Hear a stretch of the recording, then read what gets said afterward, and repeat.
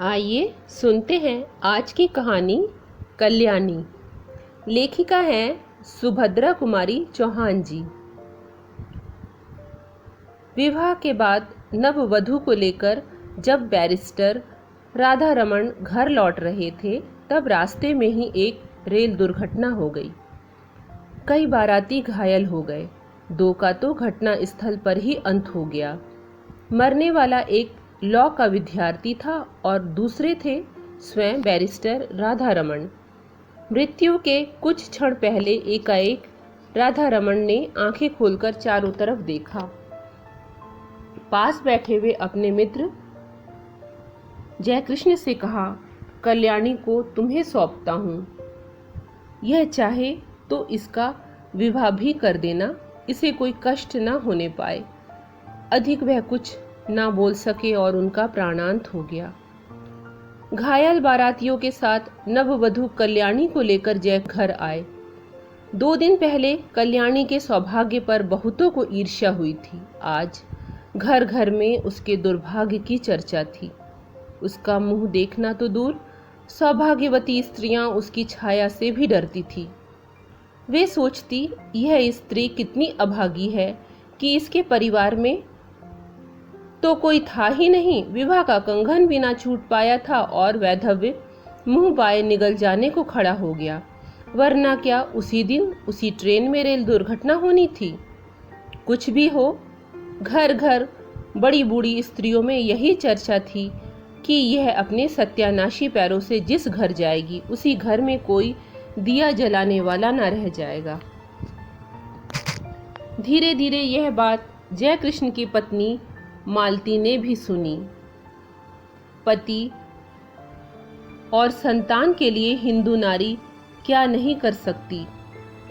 उसके कल्याण के लिए अपना तन मन सभी कुछ निछावर कर सकती है, वह भी प्रसन्नता से।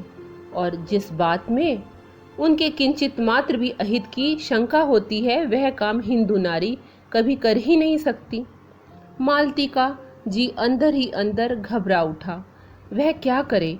उसे तो अभागिन कल्याणी पर भी दया आती थी, किंतु जिस दिन जयकृष्ण का जरा सिर दुखता था, बच्ची उपमा जरा सा अनमनी हो जाती, उस दिन ऐसा जान पड़ता जैसे कल्याणी का दुर्भाग्य मुंह खोले उसे निगलने को दौड़ा आ रहा है। पर उपमा को यह अपनी चाची कल्याणी बहुत अच्छी लगती थी। कल्याणी के आने के बाद उपमा सदा उसी के पास रहती, खेलती, उसी के हाथ से नहाती और दूध पीती। रात में सो जाने के बाद ही मालती उसे ले जा सकती थी। वह बालिका जागते में अपनी चाची को छोड़ना ही नहीं चाहती थी। मालती को यह बात पसंद नहीं थी। वह नहीं चाहती थी कि उपमा उससे इतनी हिल मिल जाए। दबी जबान में उसने कई बार पति से कहा, कल्याणी को कहीं भेज दो, किसी की जवान विधवा आज 6-6 महीने से अपने घर में है, लोग क्या कहते होंगे। और जयकृष्ण सदा हंसी में टाल देते, तुम क्यों घबराती हो, कहने वाले मुझे ही तो कहेंगे। विधवा जवान हो या बूढ़ी, तुम्हें तो कोई कुछ ना कहेगा। किंतु जिस बात से मालती सबसे अधिक डरती थी वह बात जयकृष्ण से कभी ना कह सकी। वह कैसे कहे कि वह भी इन बुढ़ियों की बात पर विश्वास करती है।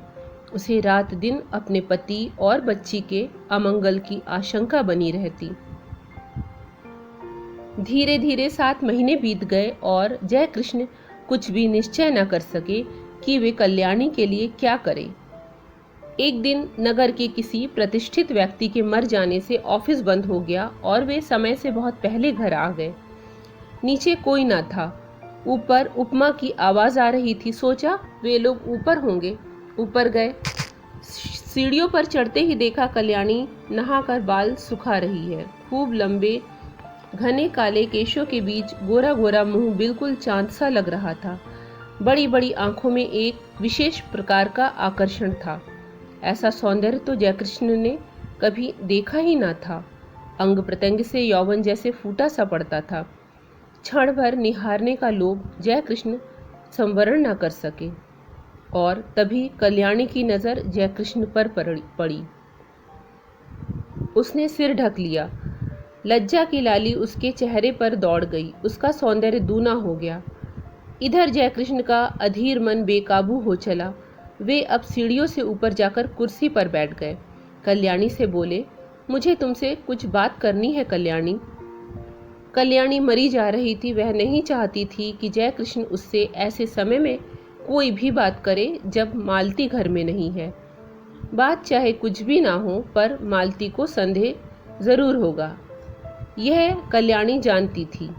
वह इसीलिए चुप थी। पर जयकृष्ण फिर बोले। उनकी आवाज़ भारी और स्वर कांप रहा था। कल्याणी, मृत्यु के समय राधा रमन तुम्हें मेरे हाथों सौंप गए हैं।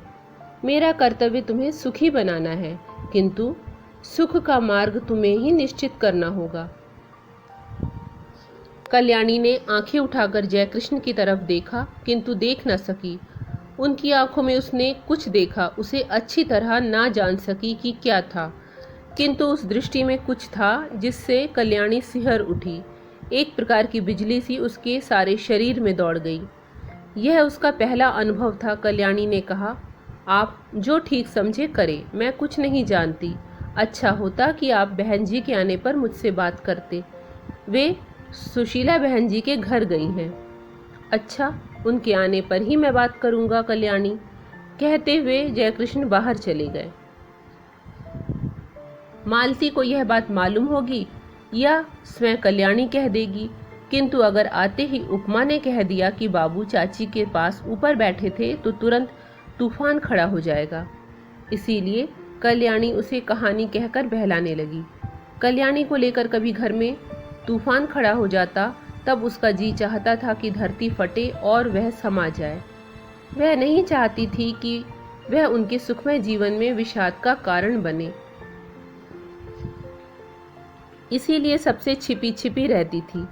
वह यही चाहती थी कि किसी को उसके अस्तित्व का पता न लगे। अभागिन नारी, जिसे परमात्मा ने सौंदर्य देते समय इतनी उदारता दिखलाई थी, उसके भाग्य में सुख का एक क्षण भी न लिखा था। सुशीला के यहाँ मालती को बहुत सी बातें सुनने को मिली। सुशीला की सास ने यहाँ तक कहा, दुल्हन, तुम्हें तो अभी अच्छा लगता होगा, सहेली मिल गई है, पर वह कुलच्छनी है, तुम्हारा घर भी चौपट कर देगी। उस छूत को निकाल बाहर करो। मालती निश्चय करके लौटी थी कि आज वह जयकृष्ण से जरूर कहेगी कि अब वह कल्याणी को अपने घर में न रख सकेगी। बहुत दिन रह चुकी। लौटते ही उसने देखा कि जयकृष्ण कमरे में लेटे अखबार पढ़ रहे हैं। उसने अंदर आकर घंटी की बटन दबा दी। उपमा सो गई थी। कल्याणी नीचे आई। मालती ने उसे चाय तैयार करने को कहा। सोचा चाय पीने के बाद कहूँगी, किंतु रहा न गया। दफ्तर पहुंची। जयकृष्ण ने अखबार रख दिया। पत्नी का वे बहुत आदर करते थे। मालती पास जाकर बैठ गई। बोली, मैं अभी सुशीला के घर गई थी। सब लोग इस बात से बहुत असंतुष्ट हैं कि हम लोग कल्याणी को अपने घर रखे हुए हैं। वे लोग कहते हैं कि उसे कहीं और भेज देना चाहिए। जयकृष्ण की भ्रिकुटी टेढ़ी हो गई। उन्होंने कहा, तो जाकर उसे हाथ पकड़कर निकाल दो। उनके स्वर में रूखापन था। उन्होंने करवट बदल ली। मालती चुपचाप चली गई। उसने सोचा, जान पड़ता है कि यह जीवन भर के लिए यहाँ आई है। कल्याणी चाय तैयार करके चाय की मेज सजाकर ऊपर चली गई। चाय पीते पीते जयकृष्ण ने पत्नी से कहा, जिसे ईश्वर ने ही कष्ट देने में कोई कसर नहीं की, उसे हम और क्या कष्ट दे। मरते समय राधा रमन उसे मेरे हाथों सौंप गए हैं। कुछ दिन और बीत जाने दो। 1 साल के बाद वह जो चाहेगी वही कर देंगे। पढ़ना चाहती है तो वहाँ भेज दूंगा, चाहेगी तो उसका पुनर्विवाह भी कर सकते हैं, पर वह मुझे या तुम्हारी बच्ची को नहीं खा सकती। बेफिक्र रहो। लोग कहते हैं बकने दो। दुनिया में हर किसी को प्रसन्न रखने की कोशिश करने वाला किसी को भी प्रसन्न नहीं रख सकता। मालती बोली, मैं यह नहीं कहती कि उसे आज ही कहीं भेज दो, पर 15 दिन बाद मुझे माँ के घर जाना पड़ेगा। मेरी भतीजी का ब्याह है। कल्याणी यहाँ अकेली रहेगी। जयकृष्ण बोले, अकेली क्यों रहेगी, उसे भी साथ ले जाना। मालती ने उत्तर दिया, साथ कैसे ले जाऊंगी। सगुन साइद के दिन लड़की पर इसकी छाया पड़ी तो लोग तो बड़ी बूढ़ी विधवा की छाया से भी हल्दी चढ़ी लड़की को बचाते हैं, फिर जान ना पहचान ऐसी स्त्री को जबरदस्ती उनका मेहमान क्यों बनाऊं? उन्हें अच्छा ना लगे तो? जय कृष्ण खींच कर बोले, तो फिर कल्याणी यही रहेगी। बुधिया की माँ को दिन भर रहने को कह देना, उसे कुछ और पैसे दे दिए जाएंगे। ना चाहते हुए भी आखिर एक दिन कल्याणी को घर में अकेली छोड़कर मालती को जाना पड़ा। जाते समय बुधिया की माँ को उसने अच्छी तरह समझा दिया कि बाबूजी को खाना वही परोसेगी। कल्याणी से भी कह दिया था वह बाबूजी से जैसा पर्दा करती है वैसे ही करती रहे, और बुधिया की माँ रात दिन यहीं रहे। मालती चली गई। अब जय कृष्ण प्रायः देर से जाते और जल्दी लौट आते, कभी कभी वे दफ्तर जाते ही नहीं। यह बात ध्यान देकर कल्याणी ने देखी। बुधिया की माँ जो चौकीदारी पर नियुक्त थी वह कुछ समझ न सकी। पहले ही दिन खाना परोसने गई थी। जय कृष्ण की एक डांट लगते ही लौट कर बोली, बहू तुम ही परोसो, मुझसे ना बनेगा, बाबूजी खुनसात हैं। कल्याणी को खाना परोस कर खिलाना ही पड़ा। यही तो जय कृष्ण चाहते थे। खाना खाते खाते जय कृष्ण बोले, कल्याणी तुमने अपने भविष्य के विषय में क्या निश्चित किया है, कुछ कहोगी? कल्याणी संकोच के साथ बोली, मैं क्या निश्चय करने लायक हूँ? मुझे दुनिया का अनुभव ही क्या है। गांव में विधवा मौसी के साथ रहती थी। एक दिन वहीं सुना कि मेरा विवाह होने वाला है। किससे होने वाला है मैं नहीं जानती थी। फिर आप लोग ब्याहने आए और जो कुछ हुआ सब आपके सामने है। तब से आप ही के आश्रय में हूँ। आपको छोड़कर, आपके इस घर को छोड़कर कहीं कोई मेरा अपना नहीं है। सुना है विधवा मौसी भी अब इस संसार में नहीं है। फिर मैं क्या निश्चय करूं, आप ही कहिए। जय कृष्ण बोले, शादी होना ना होना दोनों बराबर है। पति की तुमने अच्छी तरह शायद शक्ल भी ना देखी होगी। पुनर्विवाह करना चाहोगी? कल्याणी बोली, पुनर्विवाह? विवाह से सुख मिलने वाला होता तो मेरे पति उसी दिन रेल से कटकर ना मर जाते। कहकर ठंडी सांस ली। जय कृष्ण ने कहा, तुम्हारा यह ख्याल गलत है कल्याणी। जो कुछ होना होता है होकर ही रहता है। इसमें ना तुम्हारा दोष है ना तुम्हारे भाग्य का। मेरा तो विश्वास है कि जिस ईश्वर ने तुम्हें इतना रूप दिया है वह सुख भी देगा। हाँ, मार्ग तुम्हें स्वयं निश्चित करना है। तुम चाहो तो मैं तुम्हें पढ़ने के लिए किसी पाठशाला में भेज दूं। कल्याणी को हंसी आ गई। बोली, अब मैं बूढ़ी होने जा रही हूँ, छोटी छोटी लड़कियों के साथ बैठकर कैसे पढ़ूंगी, और पढ़ना आएगा भी मुझे? मैं तो निरी मूर्ख हूँ। यह हंसी नहीं थी, बिजली कौंध गई थी। कल्याणी को जयकृष्ण ने आज तक कभी हंसते ना देखा था। वे सिर से पैर तक सिहर उठे। बहुत संभल कर बोले, कोशिश करने से सब कुछ आता है कल्याणी। फिर भी तुम खूब सोच समझ कर मुझसे शाम को अपना निश्चय कहना। शाम को भोजन के बाद रात को बहुत देर तक कल्याणी और जय कृष्ण बातें करते रहे। पहरे पर नियुक्त बुढ़िया पड़ी हुई खर्राटे भर रही थी। कल्याणी ने कहा, पति को मैं प्रेम न कर सकी क्योंकि संयोग और वियोग में केवल 2 ही दिन का ही अंतर। हाँ, दया भाव से ही प्रेरित होकर उन्होंने मेरा पानी ग्रहण किया था, इसीलिए उन पर मेरी अपार श्रद्धा पहले से ही थी। वह अब भी है, किंतु प्रेम से तो मेरा प्रथम परिचय उसी दिन हुआ जिस दिन आप सीढ़ियों पर चुपचाप खड़े थे। आप विश्वास मानिए कि आपको मैं जितनी श्रद्धा भाव से देखती हूँ उतना ही आपसे प्रेम भी करने लगी हूँ। फिर भी आपके साथ मेरा पुनर्विवाह असंभव है। क्यों कल्याणी, तुम्हें आपत्ति क्या है? भर्राई हुई आवाज में जयकृष्ण ने पूछा और कल्याणी का हाथ अपने हाथ में ले लिया। कल्याणी ने तुरंत अपना हाथ छुड़ा लिया और संदिग्ध दृष्टि से जयकृष्ण की ओर देखा। जयकृष्ण को अपनी भूल मालूम हो गई। दोनों कानों में हाथ लगाकर बोले, भूल स्वीकार करता हूँ, अब कभी ना होगी। फिर कुछ रुक कर कहा, कल्याणी तुम मुझसे कभी ना डरना। तुम्हारी इच्छा के विरुद्ध मैं तुम्हें कभी ना छूऊंगा। पर यह बताओ कि जब पुनर्विवाह करने में तुम्हें कोई आपत्ति नहीं है और तुम मुझे प्रेम भी करती हो, तब तुम्हारा पुनर्विवाह मेरे साथ क्यों असंभव है? असंभव इसीलिए है कि आप विवाहित हैं, कल्याणी ने निश्चय के स्वर में कहा। जयकृष्ण ने कहा, पर हिंदू शास्त्र के अनुसार एक पुरुष कई विवाह कर सकता है। फिर तुम वह सौभाग्य मुझे ही क्यों नहीं दान करती हो जो किसी दूसरे को मिलने वाला है? छी छी, कल्याणी बोली, आप क्या समझते हैं कि मैं किसी और से विवाह करूंगी? यह कभी ना होगा। मैंने एक बार जिससे प्रेम किया उसी से प्रेम करती हुई मिट जाऊंगी। हिंदू नारी प्रेम करना जानती है, वह प्रेम का प्रतिदान नहीं चाहती। मैंने प्रेम किया, करती रहूंगी। यह बात दूसरी है कि प्रेम की प्रतिमा तक मेरी पहुंच ना हो सकेगी, और यह तो अपना अपना भाग्य है। कहती हुई एक दीर्घ निश्वास के साथ कल्याणी ने जयकृष्ण की ओर देखा। जयकृष्ण ने कहा, कल्याणी, तुम अपना ही अपना देखोगी या मेरा कुछ ख्याल करोगी? मैं पागल हो जाऊंगा। तुम्हारे बिना अब तो मुझसे एक पल भी ना काटा जाता, किंतु फिर भी तुम निश्चित रहना, मैं तुम्हें कभी हाथ ना लगाऊंगा जब तक तुम्हारी आज्ञा ना होगी।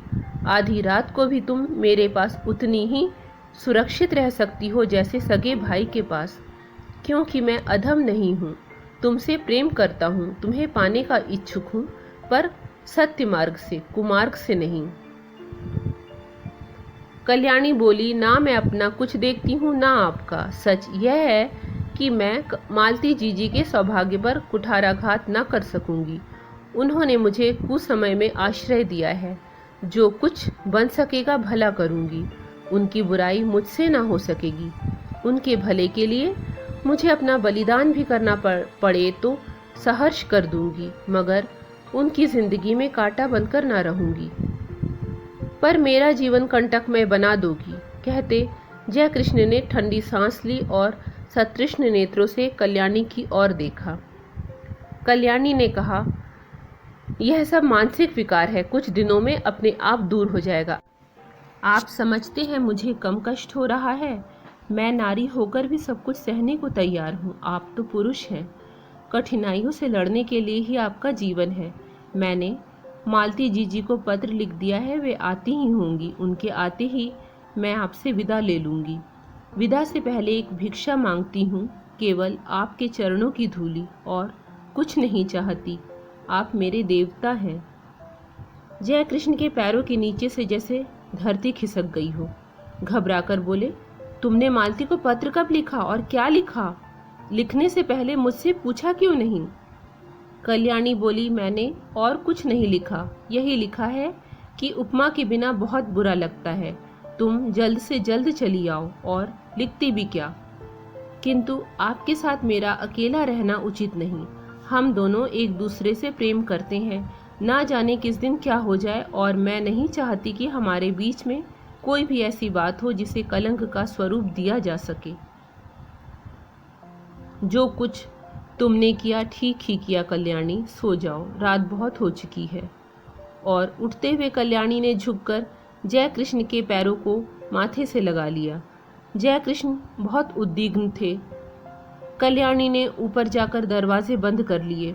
जयकृष्ण खाट पर पड़े करवटें बदलते रहे, उन्हें नींद न आई। दूसरे ही दिन मालती दोपहर की ट्रेन से आ पहुंची। दफ्तर से लौटते ही जयकृष्ण ने देखा उपमा खेल रही है। रात भर सो न सकने के कारण उनका चेहरा उतरा हुआ था। मालती ने देखते ही पूछा, क्या तबीयत खराब थी, क्या हुआ? जयकृष्ण ने कहा, कुछ नहीं, सिर में बहुत दर्द है। अज्ञात आशंका से मालती सिहर उठी। कल्याणी तो अभी है ना इस घर में?